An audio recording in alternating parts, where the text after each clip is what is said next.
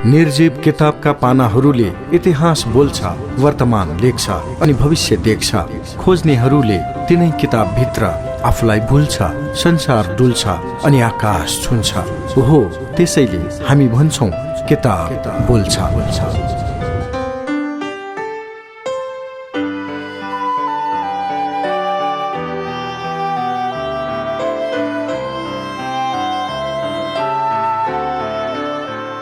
नमस्कार, स्वागत छ कार्यक्रम किताब बोल्छ। कार्यक्रम किताब बोल्छ समाजले निकै रुचाएको, चर्चा परिचर्चा भइरहेको महत्त्वका विषय केन्द्रित पुस्तक वाचनकै माध्यमबाट तपाईलाई सुनाउने कार्यक्रम हो। कार्यक्रम किताब बोल्छ प्रत्येक साँझ 4:45 बजे प्रसारण हुन्छ र यसको पुनः प्रसारण बिहान 12:15 बजे तपाईँ सुन्न सक्नुहुन्छ। कार्यक्रम किताब बोल्छमा हामी वाचन गर्दैछौँ नेपाली क्रान्ति र गणेशमान सिंह हरिगौतमद्वारा लिखित यो पुस्तक ओरिएन्टल पब्लिकेसन काठमाडौँले प्रकाशित गरेको हो। यस पुस्तकको भूमिकामा उल्लेख भएका केही शब्द जोडौं। इतिहास भनेको कथा वा दन्ते कथा मात्र होइन, यो सदैव एक जीवन्त तत्त्व हो र यसको श्वास प्रश्वास अटुट रूपले राष्ट्र रहन्जेल चलिरहन्छ। इतिहासको श्वास प्रश्वास चलुन्जेल राष्ट्र जीवित रहन्छ। त्यसैले म विश्वस्त छु राष्ट्रलाई सदा जीवन्त राख्ने कार्यमा नयाँ समयले हाम्रा विद्यालयका महाविद्यालयका विद्यार्थीले अनिवार्य पाठ्यक्रमकै स्तरमा राखी यस्ता कृति पढाउनु पर्छ। यति महत्त्वपूर्ण पुस्तक नेपाली क्रान्ति र गणेशमान सिंह अनि यही पुस्तकबाट अर्को अंश आजको कार्यक्रममा जोड्दैछु। कार्यक्रम किताब बोल्छमा हामी चर्चा गर्दैछौँ अन्तरिम सरकारका बारेमा। अब थप कुरा गरौँ।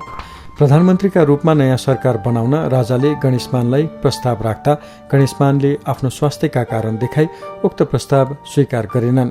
आफ्नो साटो पार्टी सभापति कृष्णप्रसाद भट्टराईलाई प्रधानमन्त्री बनाउन सिफारिस गरे। यसरी जनआन्दोलनपछि जनताको छोरो प्रधानमन्त्रीको रूपमा कृष्णप्रसाद भट्टराई र वाम मोर्चाका 3 जना, काङ्ग्रेसका 3 जना, स्वतन्त्र 2 र राजाका तर्फबाट 2 जना गरी 10 सदस्यीय मन्त्रीमण्डल बन्यो। यस मन्त्रीमण्डललाई 2टै शक्ति, कार्यपालिका र व्यवस्थापिका दिएको थियो। यसले 1 वर्षभित्र संविधान बनाएर आम निर्वाचन गरी निर्वाचित सरकारलाई शासन सत्ता जिम्मा लगाउने म्यान्डेट पाएको थियो।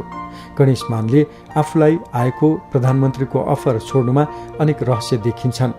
हुन सक्छ स्वास्थ्यको कारण पनि होला, तर उनलाई के थाहा थियो भने मेरो नेतृत्वमा बनेको सरकारलाई देशी विदेशी शक्तिले टिक्न दिँदैनन्, किनकि उनले पहिले नै कोशी सम्झौता र गण्डक सम्झौताको विरोध गरेका थिए। त्यसैले पनि गणेशमान दक्षिणी शक्तिदेखि असन्तुष्ट भएकाले अगाडि नै सजग भएका हुन्। अर्को कुरा, मैले यी सबैलाई मिलाएर लान मेरो उमेरका कारण र स्वास्थ्यका कारणले सक्दिनँ कि भन्ने थियो। एक दिन वाम मोर्चाका केही नेताका बीच ठट्यौली पारामा कुरा गर्दा गणेशमानले भनेका थिए, हेर्नुहोस् राधाकृष्णजी, तपाईँले कङ्ग्रेसलाई चिन्नु भएको छैन। यदि म प्रधानमन्त्री भएँ भने देशी विदेशी शक्तिले 3 महिना पनि मलाई सरकार चलाउन दिँदैनन्, हाम्रै साथीले पनि मलाई सहयोग गर्दैनन्, त्यसकारण संविधान पनि बन्दैन, प्रजातन्त्र पनि धरापमा पर्छ अनि म प्रधानमन्त्री हुनुको कुनै औचित्य रहन्न।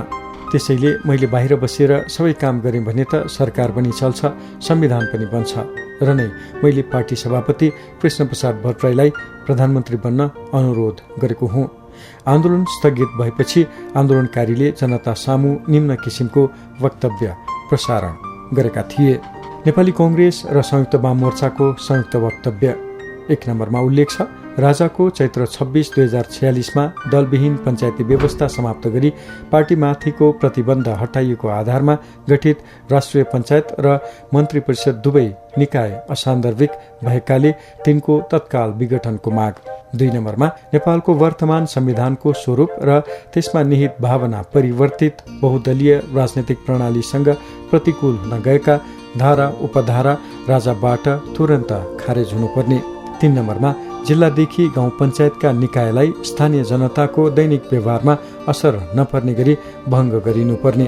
पञ्चायत र वर्गीय संगठनका चल अचल सम्पत्तिको राष्ट्रियकरण हुनुपर्ने। जनआन्दोलनमा परेका र त्योभन्दा अघिदेखिका सबै राजबन्दीलाई तथा राजनैतिक प्रतिशोधले मुद्दा लगाइएकालाई रिहा गरिनुपर्ने। जनआन्दोलनका शहीद भएका परिवारलाई ससम्मान आर्थिक सहयोग दिइनुपर्ने। घाइतेको उपचार एवं आवश्यक भरण पोषणको व्यवस्था हुनुपर्ने। संयुक्त वाम मोर्चा र नेपाली कङ्ग्रेसको उचित प्रतिनिधित्व भएको संविधान आयोग गठन हुनुपर्ने। यति हुँदाहुँदै पनि वामपन्थी समूहले मिलेर बनेको संयुक्त राष्ट्रिय जनआन्दोलनले नेपाली कङ्ग्रेस र संयुक्त वाम मोर्चालाई पञ्चायती व्यवस्थाको उन्मूलन गर्ने लक्ष्य प्राप्त नभई आन्दोलनलाई आधा बाटोमा ल्याएर सम्झौता गरेको आरोप लगाए। उनीहरूले त्यसलाई नेपाली जनताका विरुद्ध धोकापूर्ण कार्य ठहर्याए। 9 नम्बर, जनआन्दोलन दबाउन प्रयोग गरिएको हिंसाको निष्पक्ष जाँच गरी दोषीलाई उचित दण्ड दिइनुपर्ने। अन्य 5 वामपन्थी समूहको संयुक्त राष्ट्रिय जनआन्दोलन समितिले नेपाली कङ्ग्रेस र संयुक्त वाम मोर्चालाई पञ्चायती व्यवस्थाको उन्मूलन गर्ने लक्ष्य प्राप्त नभई आन्दोलनलाई आधा बाटोमा ल्याएर सम्झौता गरेको आरोप लगायो। उनीहरूले त्यसलाई नेपाली जनताका विरुद्धमा गरिएको धोकापूर्ण कार्य ठहर्याए। यातना र हिरासत। यति लामो समयको सङ्घर्षपछि आएको प्रजातन्त्रका लागि योद्धाहरूले कस्ता कस्ता सजाय भोग्नु पर्यो, त्यसबारेमा केही झलक यस्ता छन्। यातनाले चर्को र विभत्स रूप 2046 साल फागुन 7 गते काठमाडौँ र चितवनका आन्दोलनकारीले भोग्नु पर्यो। आन्दोलनकै सिलसिलामा समाचार सङ्कलन गर्न गएका पत्रकारलाई त्यति बेलाका यातना पीडितले पीडाको मर्म बताए। चितवनमा आन्दोलन सुरु भएकै दिन अर्थात् 2046 साल फागुन 7 गते 800 भन्दा बढी आन्दोलनकारीलाई पक्राउ गरेर 3वटा कोठामा राखिएको र उक्त 10 बाई 12 फिटको कोठामा 95 जना थुनुवा राखिएका थिए भने अर्को कोठामा करिब 300 र अर्कोमा 470 जनासम्म बसेका थिए। आन्दोलनमा पक्राउ परेका व्यक्तिहरूलाई दिशा गर्न जाँदा पानी नदिने, 4 जना प्रहरीसँगै दिशा गरेको ठाउँ वरपर उभिने, दिशा गर्न जाँदा आउँदा प्रहरीले लगातार पिट्ने, पक्राउ परेका बिरामी व्यक्तिलाई असहनीय यातना दिने, थुनामा राखिएको ठाउँमा प्रहरी बसेर चिमोट्ने, कुटपिट गर्ने घटना त सामान्य थिए नै। मध्यरातमा बोलाएर एक्लै अँध्यारो कोठामा लगी 6-7 जनाले लात्ती र बुटले पिट्ने गर्थे। पक्राउ परेका सबैलाई चौरमा भेला गर्ने, भेला पारेको ठाउँलाई वरपरबाट ट्रकले घेर्ने, त्यसपछि काठ राखेर खुट्टा ठाडा पार्न लगाई पाइतालामा लगातार पिट्ने, पिटेपछि गिट्टी र ढुङ्गा भएको सडकमा वा चौरमा उफ्रिन लगाउने जस्ता यातना आन्दोलनकारीलाई दिइन्थ्यो। यातनाको पीडा सहन नसकेर थुनुवाहरू कति त मूर्छा पर्थे, कतिले मानसिक सन्तुलन गुमाए। यसरी प्रहरीले थुनुवालाई पिट्दा पटक पटक एउटा गीत गाउँथे, पातको पात सत्ता उल्टाउँछौँ भन्नेलाई दिन्छौँ लात। गीतको तालमा बाजा बजाए। जसरी लगातार पिट्दा वीरेन्द्र क्याम्पसका एक छात्रले हिरासतमै मानसिक सन्तुलन गुमाए। टिकौलीमा यातना दिएर राखिएका उनी हिरासतमा लगातार प्रहरीले पिट्दा गाएको गीत पानको पात सत्ता उल्टाउँछौँ भन्नेलाई दिन्छौँ लात एक सुरे भएर गाइरहन्थे। यातना दिँदा दिँदै चितवनको रत्ननगरका नारायण दत्त पौडेलको हात भाँचियो। थुनामा रहँदा दिशा गर्न ढिलो गरेको कारण टिकौली हिरासतमा राखिएका बबिलाल कडेलको गुद्वारमा लौरो घुसारेर यातना दिन पनि पछि परेनन्। त्यस्तै पोखराकी लक्ष्मी कार्की माथि पनि त्यस्तै यातना दिएको थियो। जनआन्दोलनको सफलतापछि यातना पीडितको उपचार गर्न भनेर चितवन भरतपुर गएका मानसिक चिकित्सक डाक्टर विश्वबन्धु शर्माले सन् 1991 को जनवरीमा प्रकाशित गरेको रिपोर्टमा लेखेका छन्। 48 घण्टासम्म कसैलाई दिशा पिसाब गर्न नदिने, 10 बाई 10 फिटको कोठामा राखिएको 50औं थुनुवालाई त्यही भित्र दिशा पिसाब गर्न बाध्य गर्ने, बाहिर पिसाब गराउन लैजाँदा गुप्ताङ्गमा कुट्ने, महिलालाई पुरुष प्रहरीका अगाडि निर्वस्त्र भएर दिशा पिसाब गर्न बाध्य पार्ने जस्ता यातना प्राय सबैले पाए। थुनामा रहँदा दुर्वाच्य शब्द कति प्रयोग गरियो त्यसको लेखाजोखा छैन। आफन्त र राजनैतिक दलका नेतालाई गाली गर्न लगाउने जस्ता कुरा हिरासतमा सामान्य थिए। यस्ता दुःखद कथा व्यथा धेरै छन्। यी त नमुना मात्र हुन्। अन्तर्राष्ट्रिय मानवाधिकार संगठन एम्नेस्टी इन्टरनेसनलले नेपालमा यसै वर्ष अघिअघि मानव अधिकारको उल्लङ्घन भएको कुराको निन्दा गरेको थियो। एम्नेस्टीले नेपाल सरकारलाई मानवाधिकार लागू गर्न र ती उल्लङ्घनलाई दोहोरिन नदिने कदम चाल्न आग्रह गरेको छ।